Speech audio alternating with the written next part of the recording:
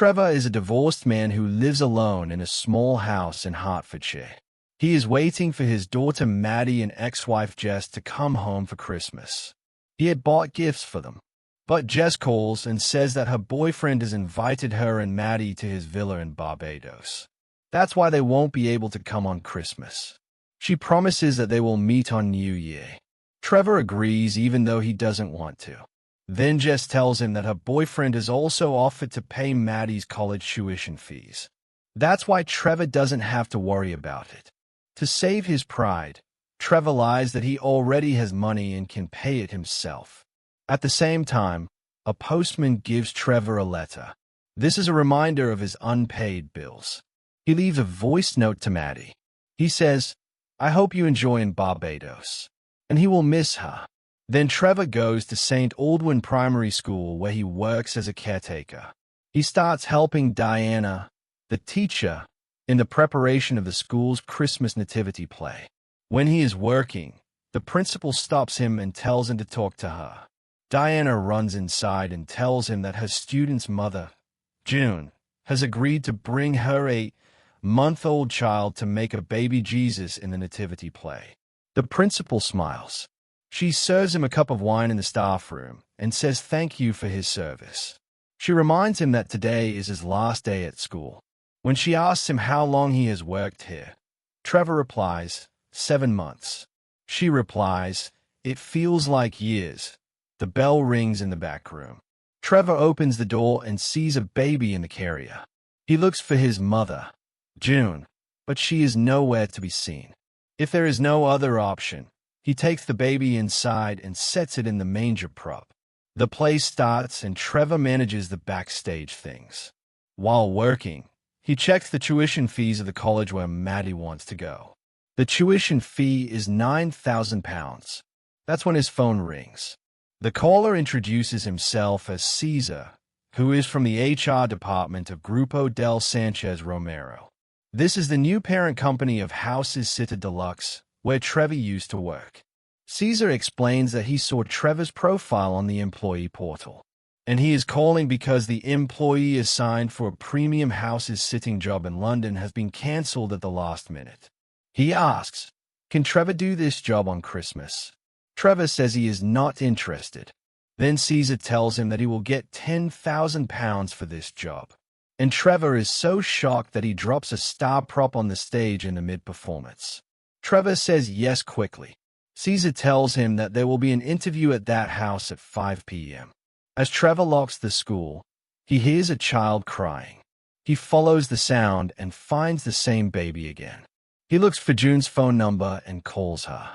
But he goes to the voicemail, so he leaves a message. He decides to take the baby to June's house. But when she opens the door, she says that her baby has a cold. That's why she never left the school. Trevor is frustrated and calls the principal to explain the situation. The principal replies that she will send a message to the parents' WhatsApp group and ends the call. Trevor then calls the police and reports that someone has left a baby in his school. The officer who picks up the phone tells him that he will contact back in 3 to 4 hours. And the reason for the delay tells the bad weather. Trevor explains that he has to reach London by 5 p.m. So the officer advises him to call the child services who can reach him soon. Trevor calls them, and an agent agrees to pick up the baby from his house. Trevor gives him his address and starts packing for London. The social services agent arrives after a while. But when Trevor turns to give the baby, he realizes that the baby is missing. He looks for the whole house in fear and shouts, "Baby Jesus." The agent thinks that Trevor has gone mad. He tells him to contact him when he finds the baby. Then he leaves his card. Finally, Trevor hears the baby's voice and finds it. But it's too late by then. He tries to call the agent's number, but he goes to the voicemail. He gets worried and drives to the social services office. But it is closed because of Christmas. As the last resort, he calls the police again. But the reception is very bad. His phone turns off in the middle of the call, and the police can only hear his last name. When there is no option left, Trevor decides to take the baby with him to London. He finally reaches the house's sitting location. He plays the intercom and quickly hides the baby. Trevor gives his intro. The woman on the speaker tells him that she is coming down now. Before she comes down, he slowly puts the baby in his backpack. That woman gives her intro in the name of Petra, who is the executive concierge of the Schwartzbank family. She explains that her housekeeper Janet would normally be here, but she had to go last minute due to a family emergency. Trevor nods his head and slowly walks backwards, so that Petra does not see the baby hidden in his bag. In the elevator, Petra gives him a small fob and explains that it is used to access the penthouse level, while it is not needed for the other floors. As they go up, the baby makes a slight noise, and Trevor makes the same strange noise, so that it looks like he has made this noise. When they reach the penthouse, Petra explains that this is the house of the Schwartzbank family in London, who have not celebrated Christmas here for about 10 years. The baby starts crying, so Trevor starts tipping over to make it quiet. Petra thinks that Trevor is just a strange man. She asks him to put his bag down, so that she can show him the apartment. Trevor carefully moves back and puts the bag outside the door. Then he goes back to Petra, when she starts telling him the list of the penthouse rooms. He follows her, but he does not understand what she is saying. From the corner of his eye, he sees the baby leaning in the hallway. He runs out of the back. Petra keeps explaining the rules of the house and says that he cannot call any guest at all. Trevor nods his head strongly. As Petra continues her tour, Trevor panics. He holds the baby's bottle and hides it in a decorative pot. The bottle hits hard. Petra stops. Trevor says in fear, "How beautiful this pot is." He starts looking for the baby again. He hears a soft voice, and he finds him again, just when Petra calls his name. Trevor picks up the baby and quickly puts it in an empty storage bin. Petra keeps talking. Now she is explaining where the kitchen utensils are kept. Trevor goes behind her in the living room. Petra asks, "Does she have any questions?" Trevor nods his head in agreement and asks, "Did she get a job?" Petra confirms that she got a job. She warns him not to lose the fob because this is the only fob that cleaning lady Elsa has. She gives him her business card. Trevor asks again, "Will there be a penthouse on Christmas?" Petra says no. All the staff is on vacation, and adds that if the Schwarzenbach family comes suddenly, she will be in big trouble. When Petra leaves, Trevor charges his phone immediately. Being curious, he picks up a remote control and presses the button that a big decorative statue starts moving outside. Then he hears the baby crying and he takes it out of the storage bin. His phone starts ringing again. He grabs something random to play with the baby and picks up the phone. This is Hertfordshire Police. Trevor explains that he is in London. The officer says that London is out of his jurisdiction and he will inform the Metropolitan Police. Trevor takes the baby out of its hiding place and he smells very bad. He understands that he has to change the baby's diaper, so he looks for what he can use in the penthouse. In the master bedroom, he finds a collection of silk scarves and he decides to make a diaper using the clips he found in the drawer. The baby gets stuck again. He is hungry. Trevor takes out the bottle he hid in the pot and gives it to him, but the baby quickly finishes it. When there is nothing else, Trevor goes to the supermarket and buys baby food and milk. As soon as he leaves, his phone rings. The caller gives his intro in the name of Georgia, who is from Westminster Social Services. The police forward Trevor's report. Trevor asks, "When will you come to pick up the baby?" Georgia says, "Tomorrow." She is very busy now. Trevor is disappointed and takes a deep breath.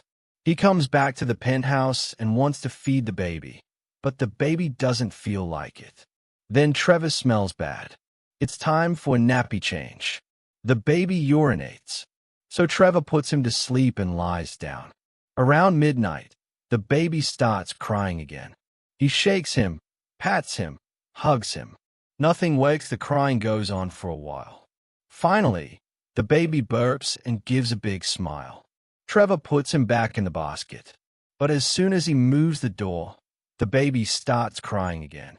In helplessness, Trevor uses the wine cork as a pacifier. The next morning, Trevor sees that only a scarf is left. He immediately thinks of ordering proper nappies. A few minutes later, the delivery guy comes. Trevor struggles with the intercom. He doesn't understand and the delivery guy leaves. Trevor runs down the lift and catches him outside. He tells him that he had ordered. After taking the nappies, Trevor goes back to the lift. But he realizes that the fob is still up. The baby, who is still in the penthouse, starts climbing the stairs that are in panic. Trevor goes to the main desk and takes out the employee record book. He looks for it, but he doesn't find it. He goes to the cleaner who also has a fob. Trevor puts his hand in his pocket to call, but the phone is in the penthouse. At the same time, a resident comes to the lobby. Trevor gives his intro. He tells that he is house-sitting for the Schwarzenbeck family. The guy doesn't give any special reaction. Trevor asks for a phone for an emergency call. The guy gives the phone by nodding. Trevor calls Elsa and tells the situation. Elsa says that she has to get Petra's permission first. If she agrees, she will bring the fob. Trevor agrees. Trevor returns the phone and says that he is waiting for the call back. While breathing, that man asks Trevor to wait in his apartment. He tells his name as Lionel. Trevor waits for the phone to ring. Lionel tells him that he doesn't like Mr. Schwarzenbeck. 3 years ago, he had bought the entire building, and since then, he is removing the old residents. Tomorrow will be the last day of Lionel's building. 1 hour later, Elsa calls that Petra has agreed and she is coming. Georgia reaches the door of the penthouse through social services and calls Trevor, but he doesn't pick up. She leaves and leaves a message to call for free. Inside, the baby has climbed the stairs and reached the top. After 30 minutes, Elsa comes and opens the penthouse. As soon as the lift starts to close, Trevor sees that the package of nappies is lying outside. He traps his shoe in the door and stops him and picks up the nappies. As soon as the door of his shoe is crushed and closed, he runs out to look for Elsa and finally enters the penthouse. As soon as he comes in, the baby comes out of the laundry chute and Trevor catches him on time. That night, Trevor leaves a voicemail to Georgia and apologizes for missing the call and asks when she will come. As soon as she is about, the phone rings. It is Maddie. Trevor asks if she is calling from Barbados, but she tells that the flight got delayed. She says that she is missing her. Trevor says the same. Late at night, Trevor hears a strange noise from downstairs and goes to check. He sees that a couple is looking for each other in the kitchen.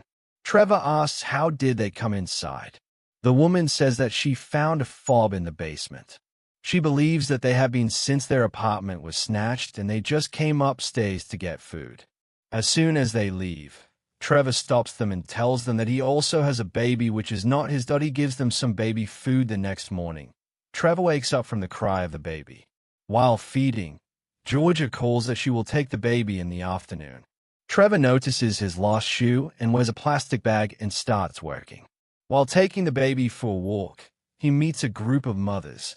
They show love to the baby and ask her age. Trevor hesitates and then says 3 months. A woman is surprised that 3 months is a long time. Trevor says that his mother should have seen this.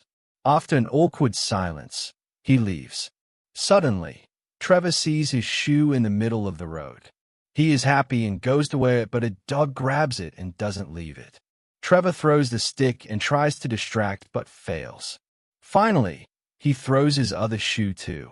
It turns out that the dog belongs to a resident later. The couple comes to the penthouse to say thank you. They gift him a small knitted hat. They tell him that they have to go for a housing office interview. If everything goes, they might get a house. Trevor offers to take care of and they happily agree. Trevor takes both the kids. After feeding them, he puts them in separate baskets. An hour later, Georgia comes. Trevor picks up the basket and gives the baby. Georgia takes a photo and gets the baby. After leaving, Trevor sees that the couple has come back. He is happy and excited. He thinks that he will get. Trevor gives his baby back, but he says out of fear that this is not his baby. Trevor runs down to catch Georgia. Fortunately, she is there. She is arguing with the police about the parking ticket. Trevor shouts, but she doesn't listen. In desperation, he takes the baby out of the car and tells the officer to keep Georgia crying until he gets the right baby. Trevor runs up but loses the fob on her. Then he remembers that the couple had given him a spare. He gives his real baby back. They ask where did he send his baby. Trevor agrees that he tried to give it to the social services. He runs back to the parking, but Georgia has already left. He calls, but the voicemail doesn't reach him. Then the second call comes from Petra. In fear, she tells that the Schwarzenbeck family is London for Christmas. She tells that she is in Thailand, but Janet, who is a housekeeper and lives in London, to prepare for Christmas. Petra tells that Trevor will be thrown out with full pay as soon as a few minutes later. Janet calls her. She confesses that she is actually on vacation and lied to Petra. She promises that she will catch a train and come back. She asks Trevor for a favor. She has a credit card she has to for Christmas supplies. Hey, Georgia realizes that the baby is missing. In fear, she reports in the supermarket. Trevor packs a lot of food, spices, and treats in her for the big Christmas feast that he has to prepare. After an hour, shopping ends. He calls Georgia again, but she doesn't answer. He goes to the basement to give chocolate and wine to the they thank each. Trevor sees his shoe-on. He is happy and puts it on, but the dog runs away. Anusa tells the woman that the dog will return it, but the woman disappears. She writes her number and sticks it near the Trevor.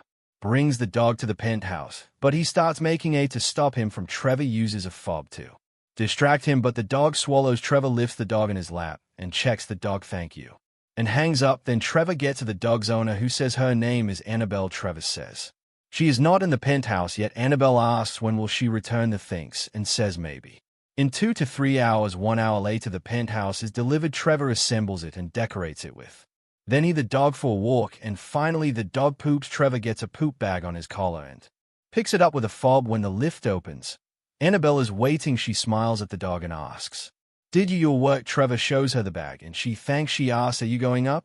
Trevor nods and presses the penthouse button. Using the then Annabelle gets down on her floor. Next morning, Janet calls again. She says she can't come because she a Christmas feast for says 12 to 13 people are coming and sends recipes. Trevor starts cooking, and it's surprising that he can such a huge meal so easily. Finally, he dinner at evening, and he waits near hours past. Trevor calls Janet, but she doesn't answer. Then he Petra to ask when the family will come and says that Janet has prepared dinner, but Petra says that the family has cancelled the Christmas feast for 12 to 13, and it's that for it's the family has the Christmas feast for 12 to 13, and it's that has cancelled the Christmas feast for it's that has cancelled the Christmas feast 12 to 13, and it's that 12 to 13 it's that the for it's that has cancelled the Christmas feast for it's that has Christmas feast it's that as it's Christmas.